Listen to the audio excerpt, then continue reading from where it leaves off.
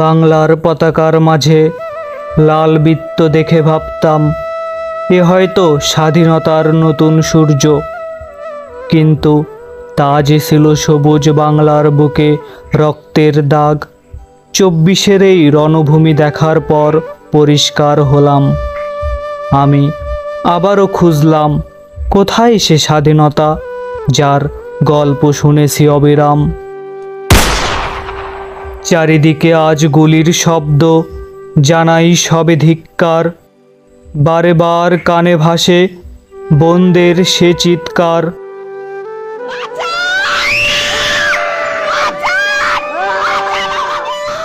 ক্ষমা করে দিস বোনেরা আমার, তোদের পারিনি বাঁচাতে।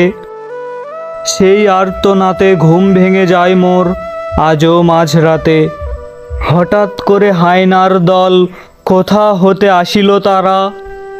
তাদের হাতে লোহা লাঠি, মাথায় আবার হেলমেট পরা।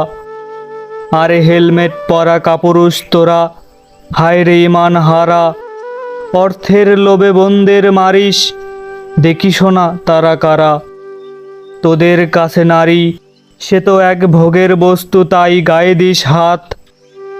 তাদের থেকে থাকতি দূরে যদি ভাবতি এ তো আমারই মায়ের জাত। ঠাকুমা এবার খুলল তার ছল চাতুরির ঝুলি।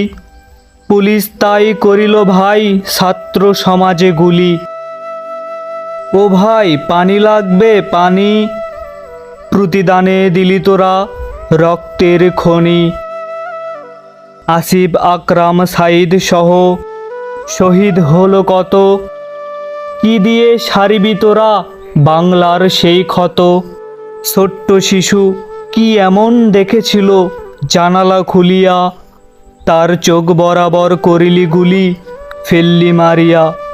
নৌকা সহ ডুবিল ছেলে, ছেলের কথা একবারও ভাবলি না। নৌকার লাগি কাঁদিয়া বেড়াস, হায় রে অসুর ললনা। তোরা এতই নিষ্ঠুর, দাবি মানবি প্রথমেই মান। অযথা ঝরালি কেন এতগুলো নিষ্পাপ প্রাণ। কি এমন করেছি ভুল, চেয়েছি মোদের অধিকার। আজ আমরা ভাই বোনেরা নির্যাতনের শিকার। আমরা ছাত্র, কারো রক্ত চাই না, চাই না ক্ষমতা। দুবেলা খেয়ে বাঁচতে চাই, চাই একটু স্বাধীনতা।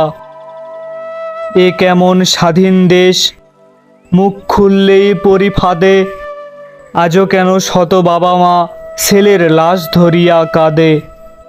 মুক্তি চায় আবার বাংলা, বলতে চায় কথা। হাহাকার আর কতদিন, চাই পূর্ণ স্বাধীনতা, চাই পূর্ণ স্বাধীনতা।